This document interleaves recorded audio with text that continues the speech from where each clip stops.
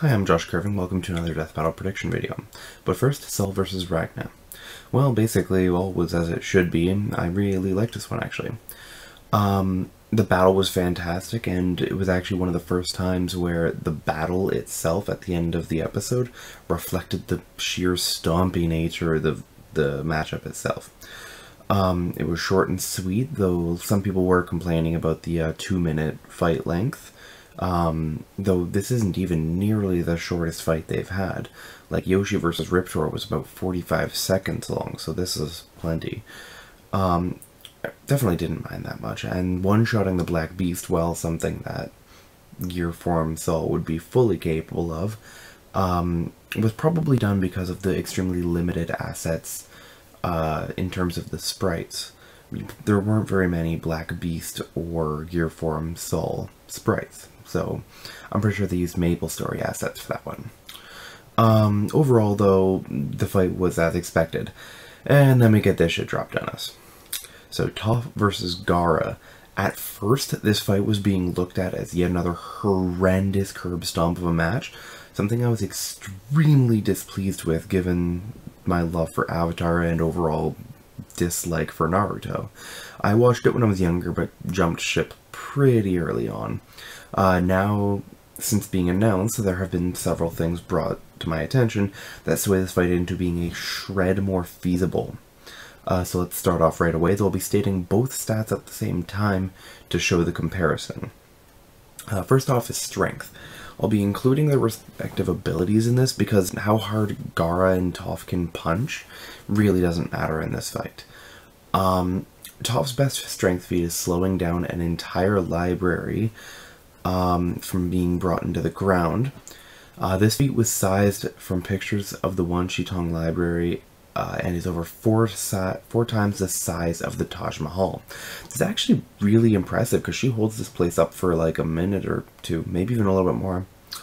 But that's the thing, is that it pales in comparison to Gaara, who lifted an entire city's worth of sand over his head. So I'm gonna go with city feats over library-sized ones. So durability now is a hilarious comparison because Toph herself has actually shown extremely few durability feats that put her above, say, 2 or 3 times peak human. Sure, she's taken some hits a little bit. It's not much at all. Like, sure, falling out of the ring during Earth Rumble would probably have broken a lot of a normal person's bones, but that's basically it that she's taken. Gaara has like 3 layers of defense and durability, though. He's got his traditional durability, which isn't particularly crazy. Like, it's his normal human durability, but it's far from human. He still fell about 90 meters onto his head and was out cold, not dead. And this was when he was like 6 too, so... next, the sand armor that covers him. It's all over Gaara's skin and able to take a few hits before breaking, though it is stated to weigh a lot and requires a lot of chakra and stamina to maintain.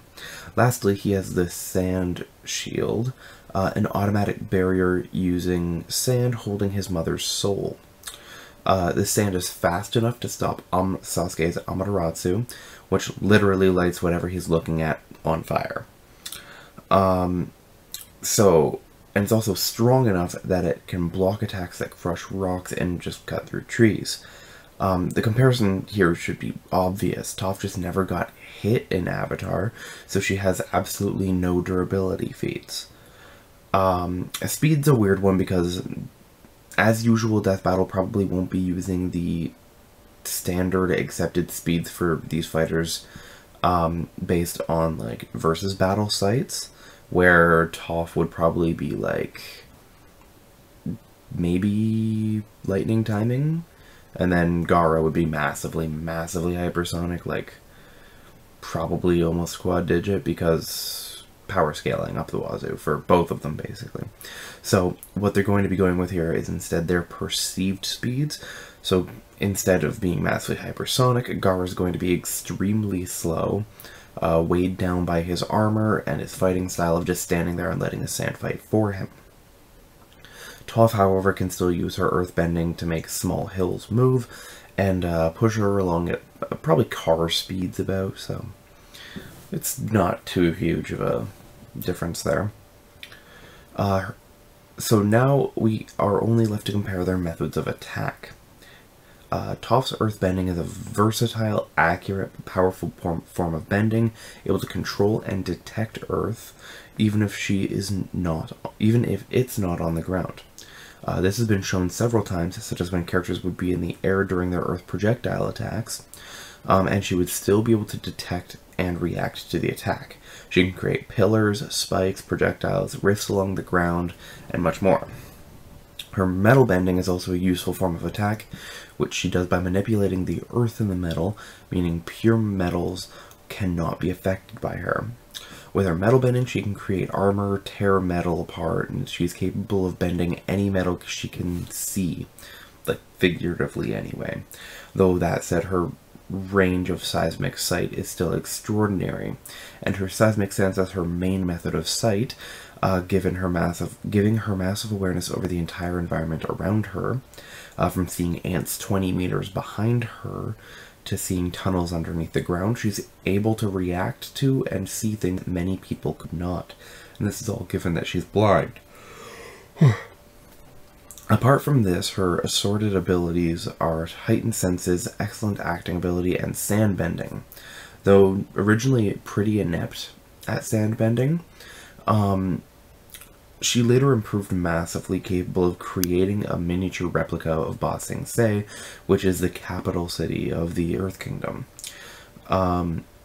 She was able to create it to a fine detail with a single stomp, and was capable of reacting to the ugliness of a sand sculpture created by Sokka, implying that her sight on sand was also improved. Gaara, on the other hand, mostly uses his sand manipulation to make various attacks. He immobilizes enemies to crush them, can create rain of sharp, hard sand projectiles, create sand clones, attack with more or less tendrils of sand, can fly with a platform of sand, can create a third eye that can fly around to scout things. He can make various barriers, and much more. Also of note is how Gaara can crush the ground to make more sand. He also has the demon Shukaku, shown by the preview that they put out for Gaara. This is an odd choice, as by the end of the series, the group Akatsuki had actually removed Shukaku from Gaara.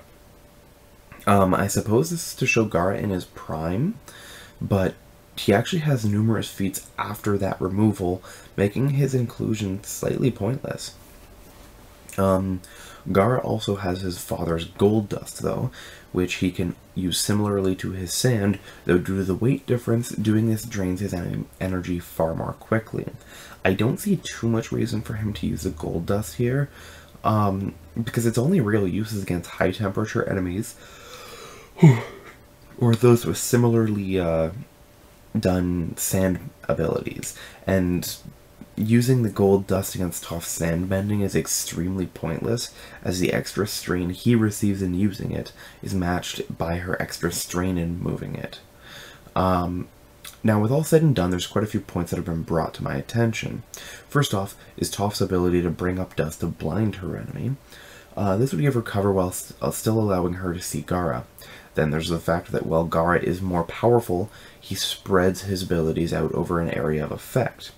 That means that Toph could overpower a specific spot that might hit her, breaking through the attack, because her full power is much higher than 5% of Gaara's power.